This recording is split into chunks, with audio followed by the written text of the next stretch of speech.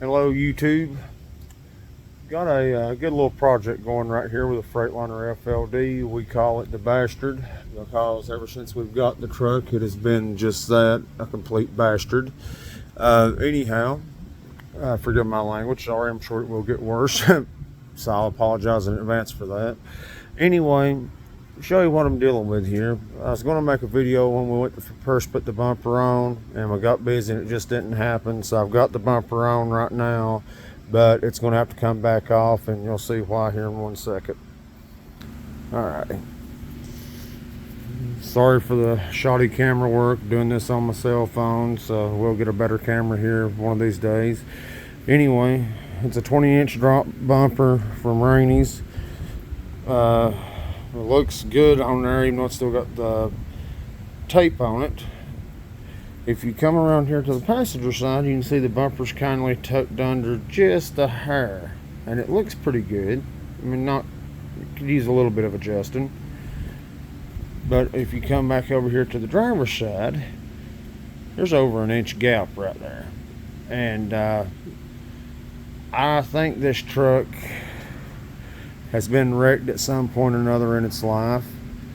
Don't know for sure that, but I believe it has, because I mean, it just obviously also the blocks of wood on the right are got a little bit of room between them to set the bumper down on. The blocks of wood on the left have almost an inch in between them, so there's something not right there. Anyhow, I'm getting ready to pop the hood on it, look at to see if there's any way to do any adjustments to it. If we can't find a way to do adjustments to it, I'm just going to have to pull the bumper completely back off and try to widen the mounting hose out on the front of the cross member. My boss said, oh, we'll take the bumper back off and we'll just widen the hose out on the bumper. Well, I don't like that idea at all, just because you don't want to mess up a $2,000 bumper widening the hose out on it. And hell, I'd rather drive down the road with it hanging out like that, even though it looks like complete crap, than mess the bumper up. Anyhow, like I said, you can see that right there looks somewhat okay. I mean, it does need to come over just a little bit. I mean, and I'm imagining if we bring it over enough to make it hang out on the front end, it'll look a lot better, I'm guessing. And this truck, I mean, it's an old 94 Freightliner FLD flat top. It's getting ready to have a set of new exhaust put on it. It needs a lot of work, plain and simple. I mean, it's an old truck, but you know, at the same time, I love these old flat top FLDs. There's just something about them that I've always liked, and that's one reason why I'm wanting to rebuild this one and get it looking good again. I mean, everybody's got their own things they like, I guess, and this is just one that I like. But other than the paint being rough, I mean, it's a pretty solid old truck. And yeah, it needs some major TLC, as you can see on the hood here, and clear coat coming off. And just noticed this a while ago, that the bug catcher was that bad out of the line. That right there looks like crap, which I'm gonna probably take these off anyway. If I do, I'll see about remounting that bug catcher or getting a stainless one. Probably just go with a stainless one. Now you can see how bad the clear coat's coming off right here. It's just peeling right up on it. I mean, so yeah, the old girl needs a lot of tender loving care, that's for dang sure. Anywho, I'm gonna pause this, get the hood up, and then be back with you. Alright, sorry that took a second. Old Cat 3406C does a halfway decent job. What little bit of it, I got to run it last year, or last summer I should say. Last night I brought it in here and changed the belts on it, which is a nightmare in its own, because for some reason Cat makes these belts right there very short, and you literally have to drop the entire fan hub down, and even then with the fan hub all the way down, it's a nightmare because the belts are just too short. We went and bought some other belts. I don't know where they got to over there. He might have took them back, I don't know.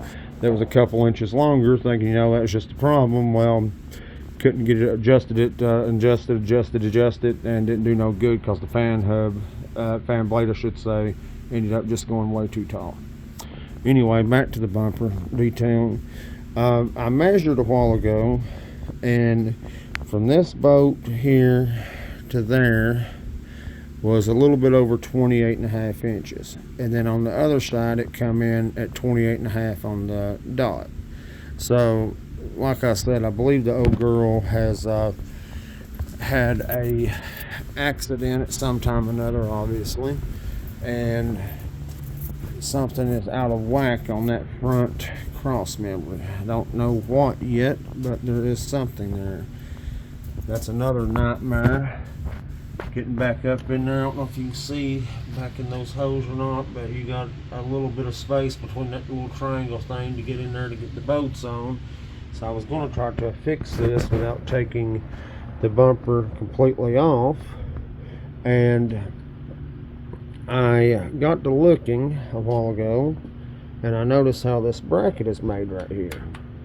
Well, the one over here, which it has to have another bolt put in that, but that's the bolts that they sent with it right there. Anyhow, you can see the hole there. It's not that big. It only can't be adjusted, pretty much. That's what I'm trying to get at. Well, if you look right here in that bracket, there's a whole big area that a body could do some adjusting with. And I'm wanting, and actually you can tell right there where it's a little bit loose or been loose. So I'm wondering if a body can adjust that way. I know it's going to be a nightmare getting it lined up, but I want it lined up as much as possible, just because, you know, you want it looking good going down the road. And I mean, heck, get a stainless bumper, you want it to be an eye catcher, and I'm sure it will be an eye catcher once the body just gets a little bit more done to it. But again, and you can see this one right here, it's way back there compared to the other one being up a little bit. So I'm betting that has something to do with it. I'll let you know here in a second. I think that's gonna be the first thing I try. And you can see how the bumper's made. You can't really do nothing at the bottom. Buddy of mine said, oh, cut the brace right there in two and then re-weld it once you bend it to where you want it at. But again, $2,000 bumper, don't want to go cutting around on it, even if it is just a brace in the back. So there's got to be a way. I know I looked online. They look good on every truck I've seen on the FLDs online. So there's got to be something that I'm doing wrong. So I'm going to adjust these bolts and then see what happens from there. Okay, right quick, sorry about that. Right quick, I did pull the one screw out right there out of the truck, or excuse me, the one bolt. Ended up, as soon as I did, the bumper moved out quite a bit from that brace, so that does kind of make a little bit of sense about maybe adjusting it. We'll turn the camera back around to show you what I'm. Here is the bolt that I brought out, and just a normal standard stainless bolt. And it had the plastic washer in front of it right there, which was going to have to be undone anyway, and to get the plastic washer off. And you can see there it gapped it quite a bit. So I'm about betting, or let me rephrase that, I'm hoping that I'm correct, because now with the bumper that loose, hopefully when I go to tighten it, I mean, because you can see right there just the difference in it. I mean, that's going to bring that bumper in, and or I'm hoping it's going to bring it in. I keep saying that, and I'm going to keep my fingers crossed, because I'll be completely honest, I really don't want to get back under there and untighten the bolts that's on the front. There's 4, and it's just not enough room to work with, plain and simple. Like I said, I don't know if every FLD set up this way or not, but if it is, they needed a better design to change the bumper around. Because I mean, whenever you're sitting there, trying to get your hand back in there, you just can't do it. I mean, there's barely enough room to put 2 fingers back up in there, and then if you put a swivel on ratchet, that's what I ended up having to do. It was a nightmare even doing that. I mean, you could get one halfway decent, but the other one where the angle iron came down on it ended up being a nightmare. And even when we got it tight, we had to use a screwdriver to reach in there to pry the swivel out first, and then pry the 3/4 inch socket off of it. I'll be honest, I've got a ton of sockets. I was about ready to just say hell with it, leave the damn socket on there. I mean, that's just how annoying it was. But after a few minutes of cussing and bitching and whining about it, finally said hell with it. Okay, I'm gonna take it out. So I did. Anyhow, I'm going to plastic ripped off right here of that. That way it won't be a nightmare when I go to get the bolt back on it. But again, you can see the gap. You can see where it was, and it pushed forward that much. So I'm assuming the way they're set up is that now with it like that, I should be able to tighten it back in and see what happens with it. I mean, might work, might not work. I'm hoping it does. We'll see. Okay, we've got the washers changed around now. That was very simple to do, obviously. I don't know if I'm right or wrong on the bracket there as far as it's an adjustable thing or not. I thought I was right, but whenever I was putting them back together, it started. Let me get the camera turned around. It started in around this area, and then by the time I took the 3/4 inch wrench and wrench it, got it tight, it moved right back into that area. So maybe that's not an adjuster. Maybe it's just made like that for the brace. I mean, I don't know. I mean, I'm gonna measure here and see what it says, if anything different.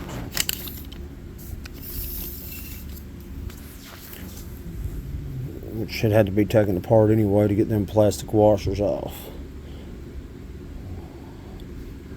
Okay, to the edge of that nut from the frame right there is still about 28 and 5/8.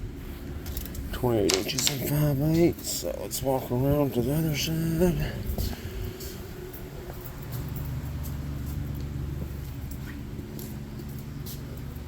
And again, sorry for the shoddy camera work. I'm using my cell phone, and as you can tell, you don't get a good quality because you got to hold it and everything. And let's see.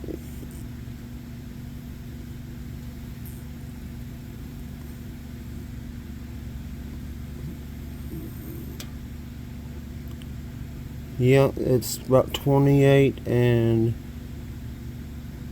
3/8 over here, just a hair over. I'll just say 28 and a half. So it's still a little bit over this way, or excuse me, that way to the driver's side. Got an antifreeze leak. Get to find out where that's coming from on there. Hopefully not the water pump. Hopefully just a simple hose leak. Anyhow,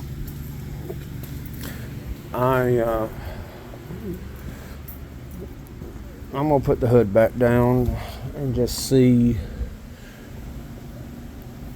what it looks like, which I mean it's still showing off pretty much as far as the way it was. I don't know. I mean it's pretty much the same exact measurements as it was a while ago when I started on it.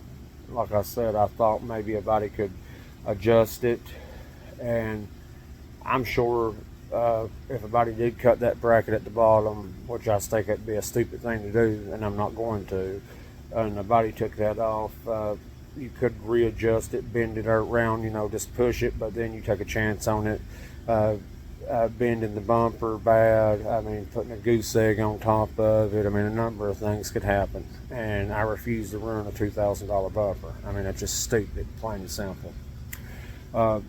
Let's pop the hood over here and just see what she looks like now.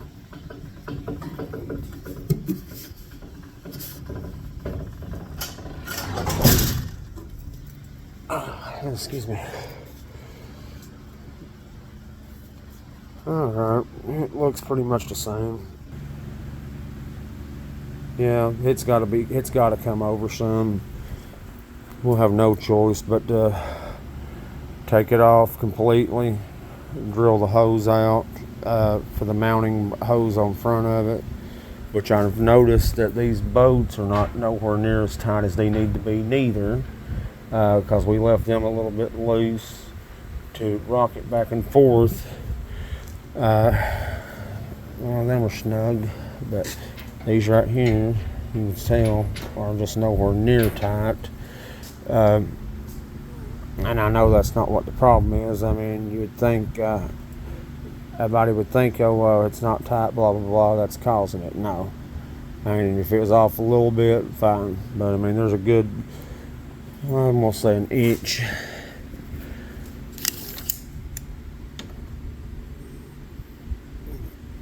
Actually, a little less than an inch. So, if we go and cut everything and just get it to where we can slide it over like somewhere between a half an inch and a quarter of an inch. I know my business partner and I was talking about it. He wanted to use the plasma cutter. Me, I'm going to try the grinder drill bit. I know it'll be hard, but I mean, these little things right here, they can surprise you pretty much. But anyhow, I don't know. You're gonna find out. And this is a learning process. I've never changed one of these bumpers like this.